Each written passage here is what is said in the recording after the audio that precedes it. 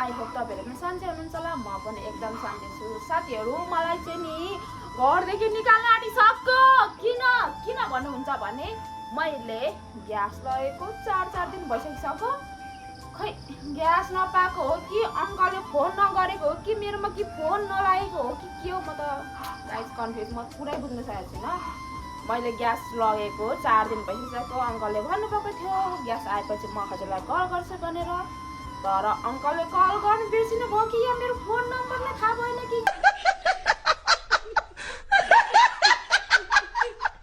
मलाई घरदेखि निकाल्न आँटिसक्यो। मम्मी दादाले गराएर ग्यास कहाँ लगिस्, कुन ठाउँमा लगिस्, अहिलेसम्म नआउने कुन खालको ग्यास हो भनेर, खै राम। त्यही भएर म चाहिँ अब आग में हाथ डालोगे जल जाओगे।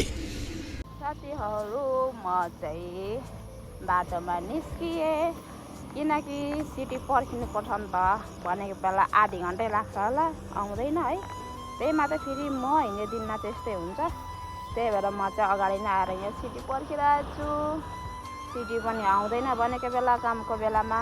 त्यही भएर म चाहिँ यहाँ बाटोमा बसेर कुहिरहेको छु कतिखेर आउँछ होला भनेर। साथीहरू आजको वेदर चाहिँ एकदम घाम छ है, टलटलेपुर। आज चाहिँ हट मरिने रहेछ घाममा। ओह गाइस, मेरो अटो चाहिँ आएन, सिटी पनि आएन। नम्बर थियो नि त मसँग 2 जना दाइको सिटीवाला, उनीहरूलाई फोन गरेको, उहाँहरू पनि उठाउनु पनि भएन, कल रिसिभ पनि भएन। म यहाँ पर्खिँदा यहाँ घामले यहाँ मेरो सनस्क्रिन लगाएको पनि सबै निकालिदिइसकिसक्यो।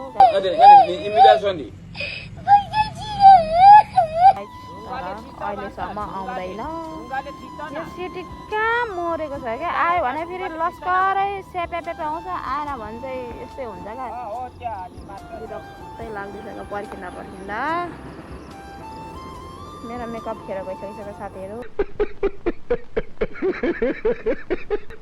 किन नआएको यो सिटीहरू एउटा।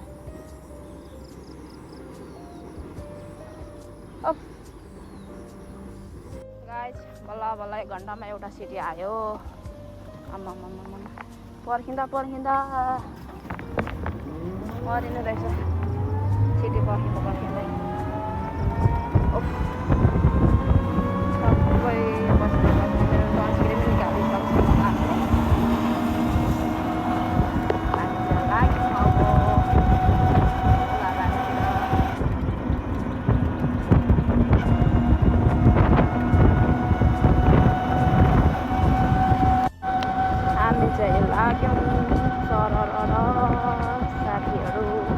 अब हामी दादाको ग्रिल हाउस आउँदैछ, दादाले काम गर्ने ठाउँ। म हजुरहरूलाई देखाउँछु है। यहाँनिर हो। हजुरहरूलाई के बनाउनु छ भने, झ्याल ढोकाहरूको केही काम छ भने हजुरहरू सम्पर्क गर्न सक्नुहुन्छ। साथीहरू यही हो है, ठक्कै यही हो। यहाँ चाहिँ छ ठक्कै होइन, बुद्ध ग्रिल यही हो। हजुरहरू पनि आउनु सक्नुहुन्छ साथीहरू।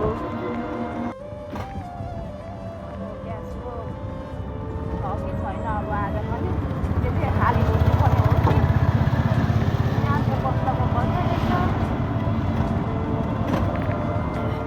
ग्यासहरू के साह्रो सर्टेज भएको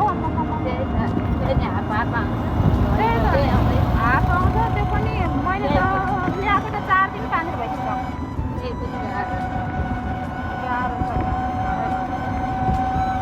अब फेरि दाम बढाउने हो कि के गर्छ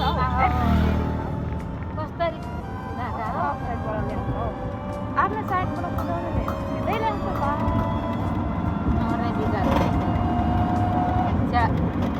पुगिसक्यो। या मेरो ग्यास पो अब छ कि छैन।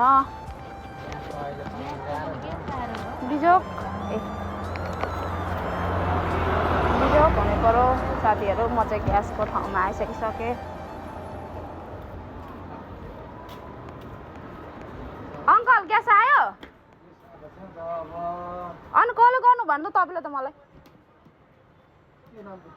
बबिता लिम्बू नै म कति दिन भइसक्यो यहाँ। म त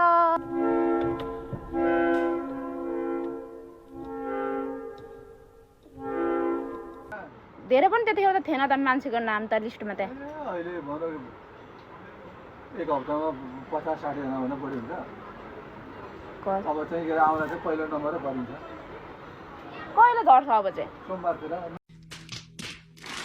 होस् म त लान्छु खाली नै ए लाने अँ ल ल ल मैले चाहिँ अब ग्यास दादाको ठाउँमा राख्ने विचार गरेँ किनकि अस्तिको लडमा झरेर पनि अरूलाई सबलाई दिइसकिसकेको रहेछ अनि फेरि अब सोमबार झर्छ अरे पर्खिँदा अनि म चाहिँ दादाकोमा छोडिदिनु पर्ने भयो अब दादालाई गराएर जुन पाए त्यसमा भर्छ त्यस्तै हुन्छ एउटैकोबाट भर्नुपर्छ अनि मात्र दिन्छ भनेर हुन्छ तर ग्यास चाहिँ सबैतिर सर्टेज भएको छ त्यही भएर अब म चाहिँ दादाकोमै छोडिदिन्छु है अब त्यसले नै कहाँदेखि भर्छ चिनेको छ नि उसले त अलिक मैले भन्दा पनि यहीँनिर ल अगाडि अलिकति अगाडि म चाहिँ दादाहरूकै ग्रिलमा छोडिदिन्छु अलिक अगाडि लानु साथीहरू यही हो मेरो दादाको ग्रिल चाहिँ बुद्ध ग्रिल दादाको बाइक यहाँ छ यहीँ हो दादा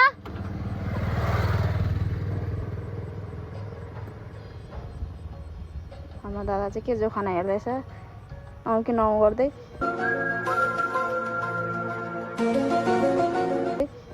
लैजायो साथीहरू मैले चाहिँ यहाँ राखिदिइसकेँ दादा चाहिँ त्यहाँ छ हामी चाहिँ लाग्यौँ अब खाली अब मम्मीले फेरि मलाई कराउने होला आमा ग्यास अहिलेदेखि होइन भरेको अहिलेसम्म ल्याइनस् भन्छ गर्मीमा भात पकाइ खानु पनि साह्रो